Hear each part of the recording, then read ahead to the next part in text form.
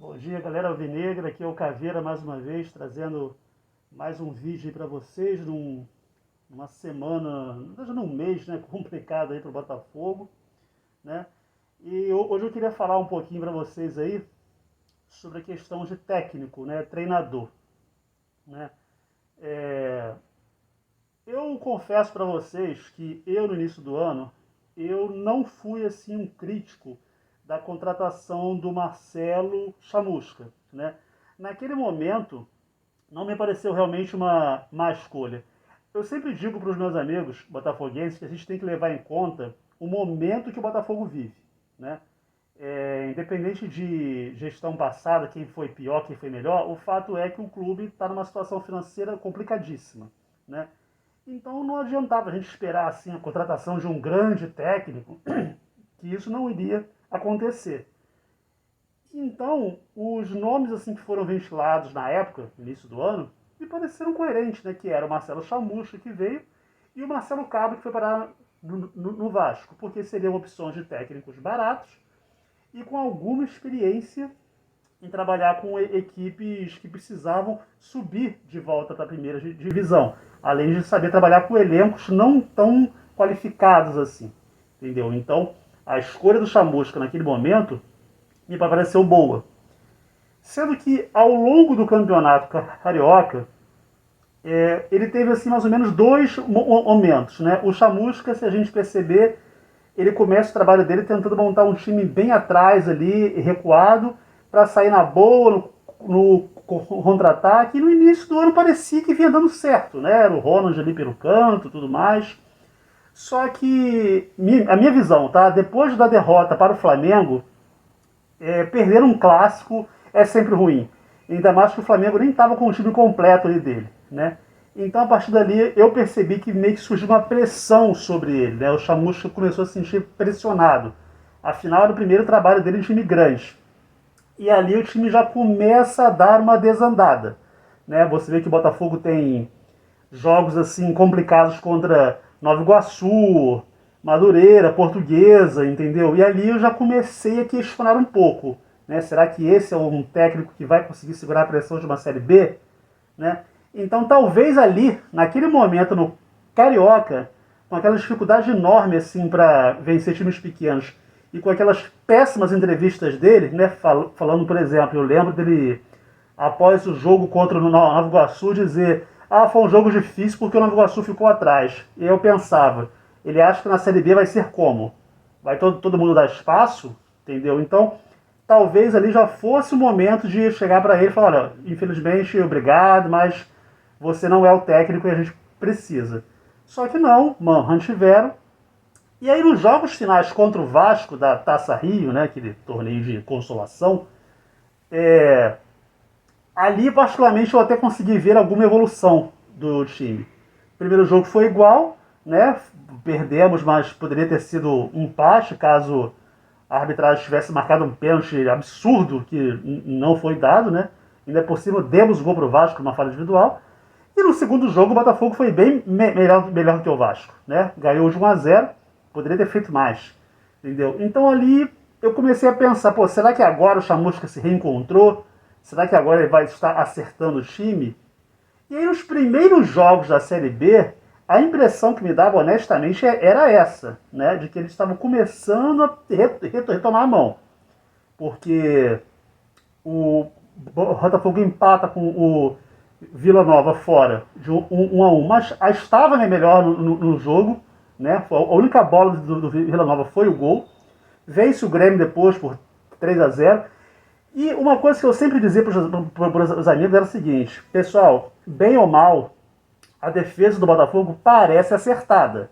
Está tomando poucos gols e o time está criando chances. Se individualmente o ataque está desperdiçando, Navarro perde gol, Pedro Castro, que é uma verdadeira máquina de perder gol, né? Perde o gol, o próprio He-Man, não tem muito o que o treinador fazer, entende? Só que a partir das derrotas, do empate com Londrina e derrota para o Náutico, eu percebi que aquela pressão que aconteceu no Carioca após derrota para o Flamengo voltou a acontecer agora. E aí você percebe como é que o Chamusca ele se perde. né? Ele começa a ficar incoerente nas escalações dele, ele começa a ficar incoerente nas substituições dele, ele começa a fazer coisas sem sentido, como, por exemplo, ele todo jogo ele tirava o Chay do jogo, todo jogo ele colocava o Rafael Moura He-Man no jogo sem a menor condição de jogo e sem necessidade também. Todo jogo ele, quando jogava fora, parecia satisfeito com o empate, recuava o time logo que conseguiu o empate. Até mesmo em casa, o recuo era muito rápido, ressuscitou jogadores que já iam ser dispensados, como o Rafael Carioca. Então ali você vê como é que o técnico realmente estava perdido, entendeu? Tanto nas escalações como nas substituições. Não dava mais, não dava mais mesmo. O limite para mim havia sido o jogo contra o CRB.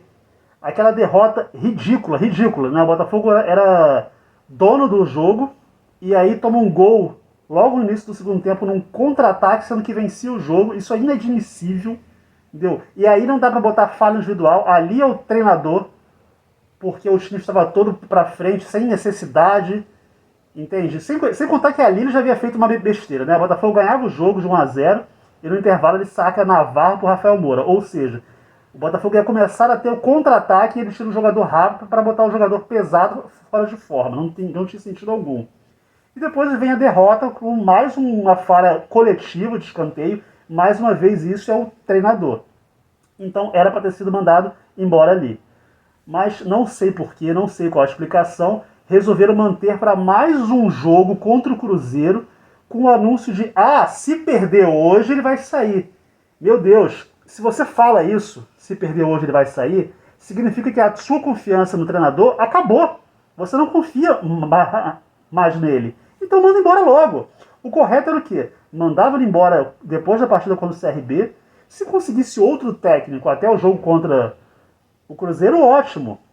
Mas se não conseguisse, que pelo menos desse aquela semana inteira que teria depois para o novo técnico trabalhar. Mas não, seguraram o Chamusca mais esse jogo, teve um empate lamentável, o Botafogo não jogou nada. E aí só depois resolvem procurar outro técnico e parecia que só tinham, a princípio, um plano A, né, que seria o Lisca. Né? Não tinham assim um plano B, uma outra opção. E aí, pela falta de tempo, tiveram que colocar o técnico da base, Ricardo Rezende, né, contra o Brusque. E aí, conhecendo a diretoria do Botafogo como eu conheço, a verdade é que eles estavam ali rezando para todos os santos que eles conhecem, todas as divindades aí, para que o Ricardo ganhasse aquele jogo e eles tivessem um argumento para manter o Ricardo, porque, infelizmente, já há algum tempo que a diretoria do Botafogo trabalha assim. Eles sempre trabalham buscando a opção mais fácil. O que é mais fácil? É você efetivar alguém de dentro. Entendeu? Eles não querem ter trabalho de buscar alguém lá fora, ter que gastar mais, entendeu? Eles não querem isso, entendeu? Então veio aquele jogo lá contra o Brusque. Eu aposto com vocês, se o Botafogo tivesse vencido aquele jogo, não iriam procurar treinador mais. Não iriam. Mas aí o Botafogo perde, então eles voltam a ter que procurar um treinador para dar assim, uma resposta para a torcida. Chega segunda-feira, vem aquela notícia de que o Lisca poderia voltar atrás, né? Particularmente, eu nunca acreditei nisso, tá? Quando veio a notícia de que o Vasco havia demitido o Marcelo Cabo, eu pensei na hora. Provavelmente o Vasco já havia sondado o Lisca antes, com a possibilidade de mandar o Cabo embora, e o Lisca não veio para o Botafogo anteriormente porque já tinha sondagem do Vasco. É a minha opinião, tá? Não estou dizendo que é isso que aconteceu, mas eu interpretei assim, né? Então, ficou nessa, vamos esperar o Lisca até quinta-feira. Gente, pelo amor de Deus, entendeu? Como é que você, na posição que o Botafogo está, na Série B, cada vez mais longe do G4, você ainda fica esperando assim um treinador. Mas enfim, o Lisca recusou. Fomos para o jogo contra o Goiás sem um plano B de treinador ainda, veja bem. E mais uma vez a diretoria torcendo para que vencesse e tivesse argumento para dar mais tempo ao Ricardo Rezende. E aí vem outra derrota, primeiro em casa, outra derrota ridícula, com mais uma vez o treinador completamente perdido. Aliás, deixa eu pontuar aqui a bizarrice que ele fez no jogo contra o Brusque. Né? Mais uma vez aquela substituição que ninguém entende na Navarro por He-Man. Em uma janela de substituição, para 2 minutos depois fazer uma outra substituição de um lateral por outro, quer dizer, queimou 2 janelas para fazer duas trocas sem necessidade. Né? Ali eu já percebi, esse cara não tem condição nenhuma de treinar o time profissional ainda. Mas aí, enfim, só após essa derrota para o Goiás é que o Botafogo foi buscar o treinador e agora estamos com o Anderson aqui, né? O Anderson Moreira, que, sendo bem sincero com vocês, se o Botafogo anunciasse no início do ano o Anderson, eu não acharia tão ruim, tá? Não acharia o nome tão ruim, porque é um técnico que também está acostumado a trabalhar assim com equipes mais fracas, tem histórico de acesso da Série B para a Série A, entendeu? Então, no início do ano, eu não acharia uma opção tão ruim, não. Em termos de currículo, ele é até superior ao Lisca, né? Embora o histórico recente do Lisca seja melhor do que o dele. Mas o problema maior para mim, gente, é que ele não tem o perfil que o Botafogo precisa agora. Não é? Porque o que eu vejo nesse time é uma falta de vibração, é uma falta de motivação. Entendeu? O Anderson não me parece ser aquele treinador pilhado, que vai chegar ali, vai pilhar esse time, vai fazer o time correr, vai lá, vai dar foco. Porque, gente, não é possível. De todos os gols que o Botafogo tomou nesse campeonato, mais de 90% foi no segundo tempo, se eu não me engano. Mais de 80% ou de 90%. Entendeu? Isso é falta de concentração. Entendeu? E o Botafogo raramente vira um jogo também. Entendeu? Isso é falta de poder de reação. O Botafogo não tem hoje no elenco, pelo menos não no time que vem jogando, um jogador que chega lá e contagia o grupo. Vamos lá, não sei o que, entendeu? E me parece que isso já é uma coisa antiga no clube, entendeu? Parece que o Botafogo ele tem assim, uma vocação ao conformismo, entendeu? Aquela coisa de se ganhar bem, mas se não ganhar também, tranquilo, pelo menos a gente jogou aqui, entende? Se vocês buscarem os anos que o Botafogo foi campeão, teve títulos importantes, entendeu? Geralmente você tinha ali no time principal algum jogador que era avesso a isso, né? Você tinha lá em 89, por exemplo, o Gotardo, né? Que era um zagueiro que não aceitava derrota, não aceitava que o time ficasse andando em campo. Você tinha em 95, além do próprio Gotardo, você tinha o Túlio, que era um fanfarrão. O Túlio antes do jogo não tinha essa, tinha Davi contra Golias, né? Jogo difícil. Não, o Túlio chegava e falava, eu vou meter gol, vou esculachar esses caras. Você vai depois ali para 2010, né? Você tem lá o Louco Abreu, que era esse estilo do Túlio. Falava, Botafogo é time grande, aqui não tem essa, a gente não deve nada para ninguém, entendeu?